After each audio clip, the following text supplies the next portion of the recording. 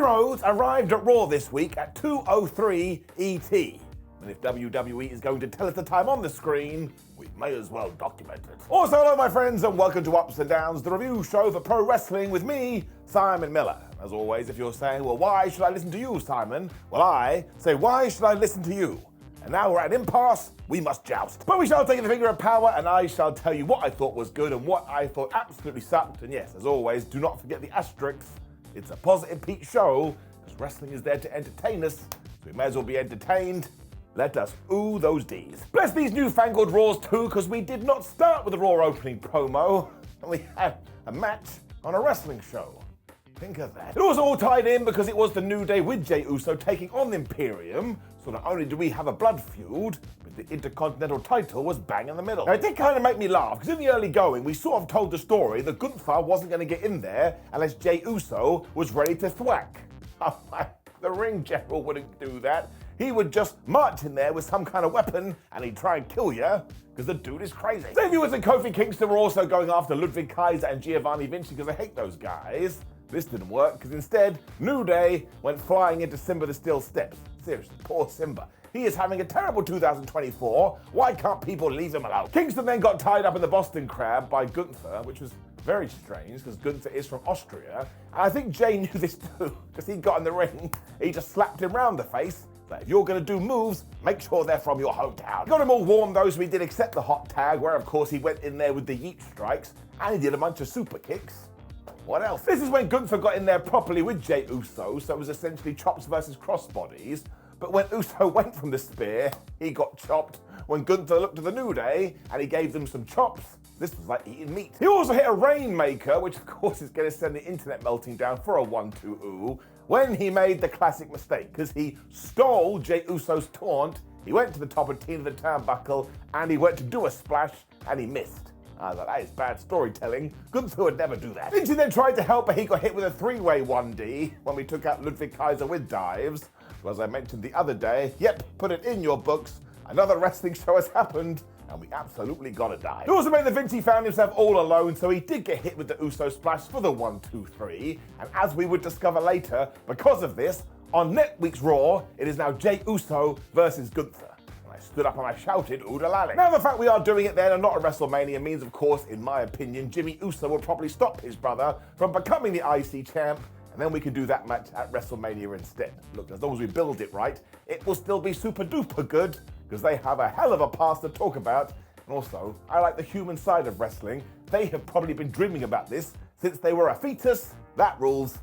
We got a couple of videos after this reminding you of one, that WrestleMania press conference, which was very fun, and two, that Andrade is back in the WWE. He said that he had to leave the company to find himself, but now that he has done that and he's back, he knows the direction he has to go in. That's like, Andrade, you're lucky that this was really coolly shot, because none of that made any sense. When we got another match, what is this voodoo? It was some serious stuff as well, because we had to get another person in the men's elimination chamber, and because of that, this was also big men slapping man meat. For it was Bobby Lashley taking on Bronson Reed, and of course Bob came to the ring with his new crew, and they got this new fancy dance entrance. Now look, it did look really good, but we really need to do something with them as a troupe. I mean, now it kind of feels like they forgot about Karrion Kross's crew. What is going on? Of course, Reed threw him over Barricade early on because he is so powerful, when Bob was like, well, I'm going to take your power and I'm going to double it. And he gave Bronson a suplex. Now I know, a suplex, that sounds so crap. Have you seen Bronson Reed? He's massive. That's like trying to suplex a car. It was just wrestling tennis after this, because Reed was able to hit the DVD. So Lashley went, I'm going to nail you with a spine buster. Well, he tried for the spear, but Bronson stopped it. I kind of channeled Gorilla Monsoon. I was like, it's too impenetrable object. Reed eventually did get a senton when he decided, oh my gosh, I can feel it in my bones. It's time for the tsunami. But clearly he didn't read the memo, because he was totally incorrect. Because instead, Bobby went over to the turnbuckle and just threw him off like he was nothing when he hit the spear and he got the 1-2-3. Now this is good, because Bobby Lashley in the Elimination Chamber does make sense. But as Bronson Reed told us later, he is so sad in himself, because of course he's Australian and the Elimination Chamber pay-per-view premium live event is in Australia.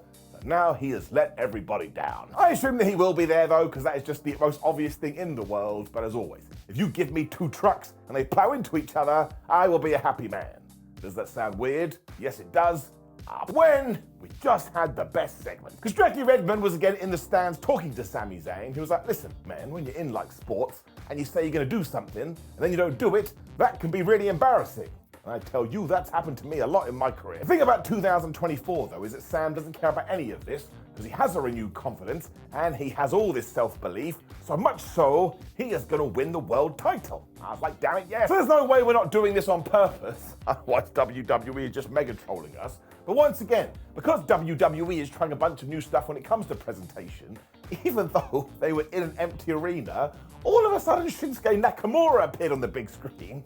So he must have run around the backstage area, found the production guy and said, you're coming with me and you're pushing go. Shinsuke was all mad at Zayn though, because he's just like Cody Rhodes, and he tries to use his sob story to get the sympathy of the fans, and Nakamura is having none of it. Therefore, Sami's time is up because he's next in Shinsuke Nakamura's warpath.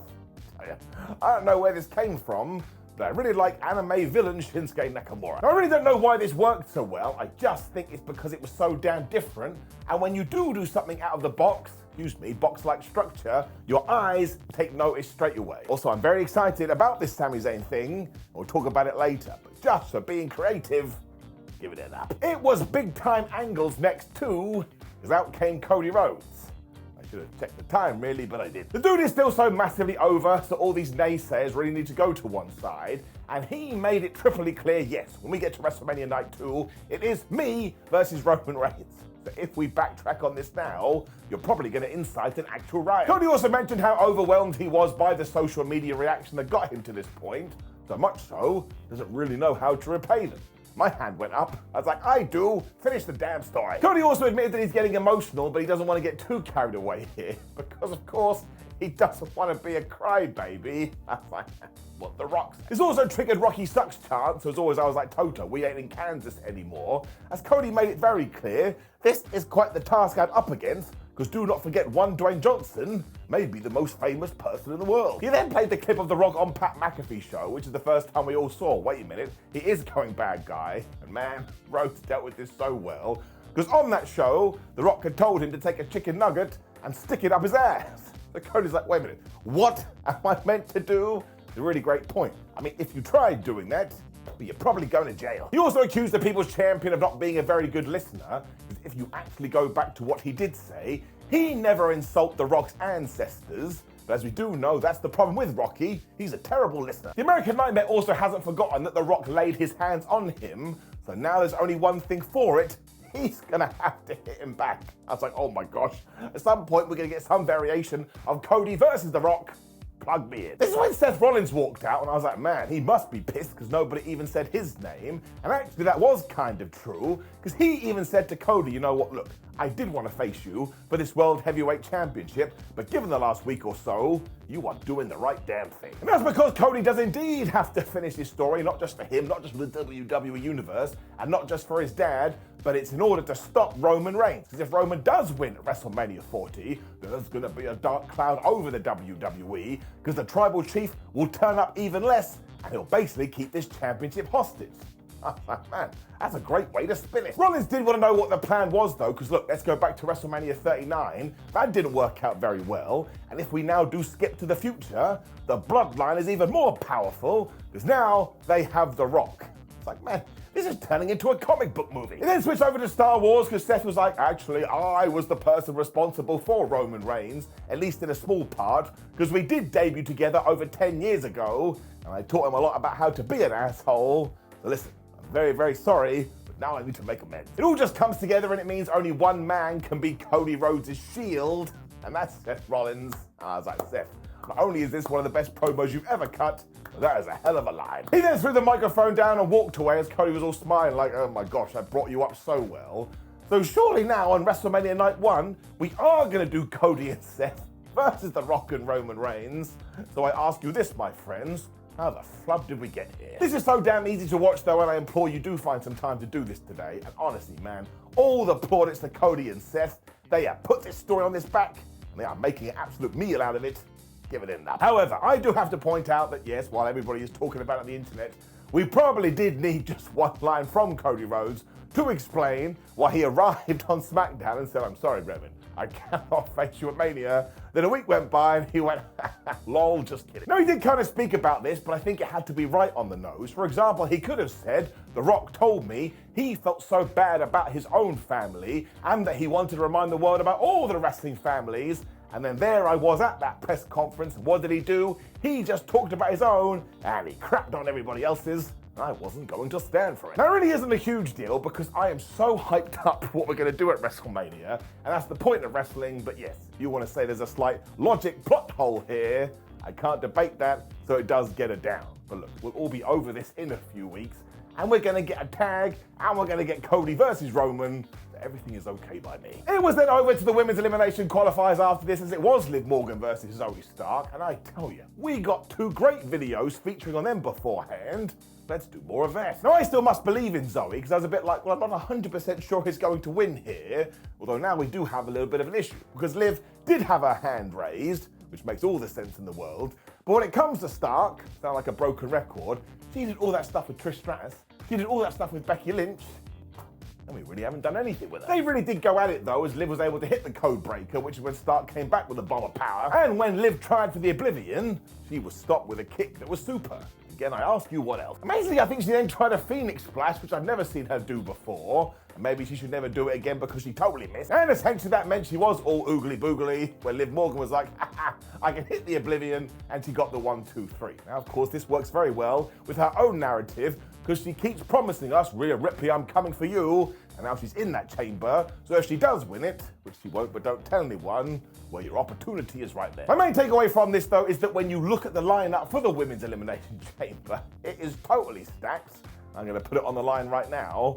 I think it will be the best Women's Chamber we've ever had. I enjoyed this. R-Truth was then talking to the Judgment Day, who are walking to the ring, even though it was about to be a variation of the Judgment Day versus R-Truth. I love this man. Damian Priest then stopped him, and my word, he must have woken up on the wrong side of the bed, because he just went all in on Truth and said, listen, there's no initiation, a beating is a beating, you're not in this group, and now you have to go away for good. Now, actually what he said is that it's going to be an execution. So, as we did bring it back yesterday, there it is, the return of the crime counter. You can't tell someone they're going to be executed.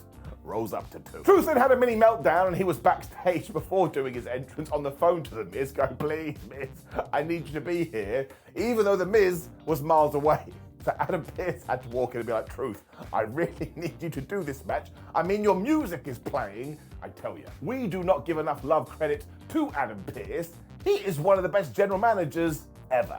I mean it. It also did lead to JD McDonagh taking on R-Truth, and listen, all the signs are there. Surely we are going to get to WrestleMania, and the Awesome Truth will win these tag team titles. Some people are so sad about this. Look, Raw is 3 hours long. We have some super serious angles. For some, I just want to be warm and fuzzy in the tum-tum. This one is right at the top of that list. Truth also went John Cena straight away, so Dominic Mysterio had to save JD. And from there, it was basically Truth got better. When he noticed Damian Priest, because he's in love with him, he totally forgot he was in a match, and he was distracted. So yes, I admit it, wrestlers need better focus. We still kind of teased that JD was going to win it with the most devastating move in all of sports entertainment, the surprise roll-up, but that didn't work. So instead, after the shenanigans had kind of calmed down, he hit that backdrop driver thingamajig that he does, and he got the 3. This was my face. JD McDonagh never wins on Raw. What the hell is happening? All the bad guys then jumped Truth afterwards, including Damian Priest. I was like, Damo, you have let me down. When of all the people, DIY made the save. I was like, wait a minute, you're not fighting the Judgment Day in Perth. That went to British Strong Style on SmackDown. It was all worth it though, because later on, Truth found Johnny Gargano and Tommaso Ciampa went, well, I got saved by DX, so I've got 2 words for you. Thank you. So even if this had been the worst match of all time, which it wasn't, it was very fun, I would still give this an up. I could not have enjoyed it anymore. Well, I think Cody started to assemble the Avengers. We already know that Seth Rollins was on board, but here he found Sami Zayn, and he was like, oh man, Sam, thanks so much for helping me last week. And don't forget, I've always got your back too. He also told Zayn that he totally believes in him when they did embrace. So now I have this vision of getting to WrestleMania Night 2, and every single person the Bloodline ever wronged returns to absolutely dick them over. My word, that could be the most beautiful thing ever. Right after this too, WWE did their favorite shot of, oh my gosh, we've gone outside, and look how great the arena looks. When, at the front of the frame, we saw spooky Nikki Cross being spooky. Now look, I really like Nikki and she's a great talent, but we have been doing this angle for around about 75 years. So unless the gimmick is we'll just put her into random shots, because why the flub not? That's totally fine if that is the case. Kind of think we need to pull the trigger on it now. And it's starting to get a bit weird. It's also kind of ironic. Becky Lynch then decided she had something to say. She was a little bit confused. And that is because while we are on the road to WrestleMania, everything has just become a little bit confused. I was like, you tell me, Becky. But she's totally cool with it. She loves the wrestling business. It's also nice because she was once the girl that failed gym class, and now look at her. She's the woman that main evented WrestleMania. And look, all of the things she's got from wrestling. I mean, she met her husband, and that gave her the daughter, or her daughter, I don't know who the daughter is, like a terrible B horror movie, but even still, she appreciates it. This obsession has taken over though, because she's missed birthdays, weddings, and even her dad's funeral. You could see how that one got to her when she was like, and also I had to explain to my kid, why is mummy all beaten up? Why has mummy got a bad shoulder? And also tell her, why does daddy want to fight Maui? I was like, Becky, you have won. That is a great line. Her daughter is also going to see what she is capable of, because she's going to go into that elimination chamber, win the thing, head on to WrestleMania and become a champion again. Because damn it, she's been thinking about it, and that belt means something to her. Becky then addressed Rhea Ripley and totally admitted that she is a hard challenge, but she's never faced anybody like Bex before, when she grabbed a fan's drink and they all toasted together, because why? Becky Lynch is gonna be great. The whole point though is that she was trying to get across that Rhea's days as champion are numbered, and Nia Jax must have heard this in the back and been like, wait a minute, why has everybody forgotten about me? I'm going out there. Now she did a big song and dance routine because she pretended to respect Becky, and she was all like, oh man, you're such a wonderful mother. But look, deep down, this was just one big massive insult. Nia Jax is just great right now though, because she is so good at being a dick when she said, listen, all this great poetry sounds amazing, but I'm beating Ripley at the Elimination Chamber, so even if you do win that stipulation match, you're gonna have to face me. Deal with it. I think Ripley had enough of people saying her name though, so she just stormed out there and a massive brawl kicked off, and eventually Nia Jax did get kicked out of the ring. Becky Lynch looked at Rhea Ripley, and Rhea Ripley looked at Becky Lynch. So this thing is getting serious. Nia also tried to get back in there at one point, but she was knocked to the floor. And I like what we're doing here, because the WrestleMania direction is quite clear, and it's what we should do. But I still believe Nia could do something. So that's some good ass work. Ripley was also great here too, because she screamed at Nia Jax, you're gonna have to kill me to beat me. So bring down the crime counter, it rolls up to 3. We have a great dynamic between this trio. Give it enough. Drew McIntyre was being interviewed next, and he has officially become the guy that when you do see with a microphone, you rub your hands together. You're like, well, what's he gonna say now? Now he's standing by this idea that he's only giving the fans what they want, because look, he had a chat with Cody Rhodes, and now he has made the right choice. And as for this Seth Rollins, well, what a selfish asshole. Amazingly, Drew now thinks he is the underdog because he had to beat AJ Styles, one of the best in the world, to get in the Elimination Chamber, but that's fine. He is there, he is gonna win it, and he will be one step closer to the title. As WWE has also booked Drew McIntyre versus Cody Rhodes for next week, McIntyre was like, listen, Cody, I would get out of that match if I were you, otherwise you're not gonna make it to WrestleMania, just like CM Punk. So I tell you, Drew deserves all his flowers. This dude has leveled up and then some. We then just had the most lovely match, because it was Ivar versus LA Knight to see who was going to go in the chamber. I never thought I'd see it. Ivar also squashed Knight into Barry Barricade, because of course he did when he hopped to the top rope. That was a really bad idea, because he forgot that LA is a pogo stick, and he went boop, and he was there too, and he basically threw him off. Sadly, Knight still got slammed out of his ass, because he was taking on Ivar, who is a big man, slapping manly, when he just got powerbombed through the floor. Somehow that was only a 1-2 ooh. How the flub did LA kick out? Knight then decided to fight back with knees and elbows, also known as the pointy bits, but of course this is when Valhalla was like, ha ha ha, I'm gonna cast distraction. He was probably doing some kind of Viking magic. It did allow Ivar to just kill La with this massive kick. He booted him right in the face, but when he went for his doom salt, Knight decided, well actually no, I don't want to be crushed by that. He got out the way, he hit the BFT 1-2-3. And I mean this is a massive compliment. This is the best 7 out of 10 match you're ever going to see. It also means that yes, LA Knight is now going to the Elimination Chamber, and you'd have to figure come WrestleMania, it is going to be LA Knight versus AJ Styles. I don't mind that. I think it could be really super good. give it enough. When we did some mega teasing, because Sami Zayn and Drew McIntyre then indeed bump into each other, and Drew said to Sami, "Oh, you listen to me, you're Canadian, you better keep your name out of my mouth." That's not what he said, because that doesn't make any sense. He said, "You must keep my name out of your mouth." When Sami Zayn said to him, "Well, actually, Drew, you're in my way." Now, of course, he meant this literally in the moment, but I also think he meant it on a higher level, because don't forget, as we keep being told, Sam has never defeated Drew. So now I'm starting to think that maybe we get to WrestleMania and we do Drew McIntyre versus Sami Zayn versus Seth Rollins. Somehow Drew becomes the champion, and then later on, it is Sami Zayn that challenges McIntyre when he finally beats the Scottish lad and becomes the world champion. I'm sorry, if you do that, I'm going to cry tears of joy, as shall we all. So there is definitely some cooking going on in this kitchen, which is the same in Adam Pearce's office, because Candice LeRae and Indy Hartwell were there when Chelsea Green walked in, and the long and the short of it is that Chelsea wants to be in the chamber, and so does Indy. Now, they got interrupted by Zoey Stark and Shayna Baszler, and I think what's happening is that next week there's going to be a last chance battle royal, and the winner will be the last person in the chamber. So I'm just going to call it now. There will be a secret participant. It will be Jade Cargill. She's going to get the nod instead. It's going to be a pretty good moment. There was then more to this crazy Raw too, because Shinsuke Nakamura in the main event beat Sami Zayn. If I were you, I'd go look out the window and you'll probably see some flying pigs. Here is the deal though, because it is quite clear that WWE intentionally has put Sami Zayn on a losing streak in order to get him as much sympathy as possible. I mean, all you need to do is go and see what Triple H did with Sam down in NXT. And do you remember when he finally won that championship? My word, it rules. So I'm certainly not against all of this as long as it does head in that direction. Although also, Sami Zayn doesn't help himself at all. Because what did he do here? He hit the least devastating move in all of sports entertainment, the Blue Thunder Bomb. Did it work? Of course it didn't. It never works, and yet he keeps doing it every single damn week. He also whiffed on a dive because Nakamura just booted him right in the head. When Shinsuke followed it up with this knee, I was like, man, that dude really hates Sami Zayn's face. Somebody must have stuck Sami a med pack though, because all of a sudden he hit this great exploder, and just when he was gonna go for the haluva kick, somebody snitched him off to Drew, and he came out to ringside. This of course meant it was a distraction, and as always, wrestlers cannot concentrate when this does happen, so by the time he turned back around, Nakamura once again smashed him right in the skull when he hit the Kinshasa, and he got the 3. I was like, damn, Nakamura just won a Raw main event.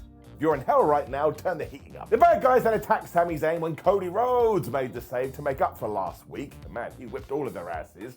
So once again, it ties into my Avengers theory.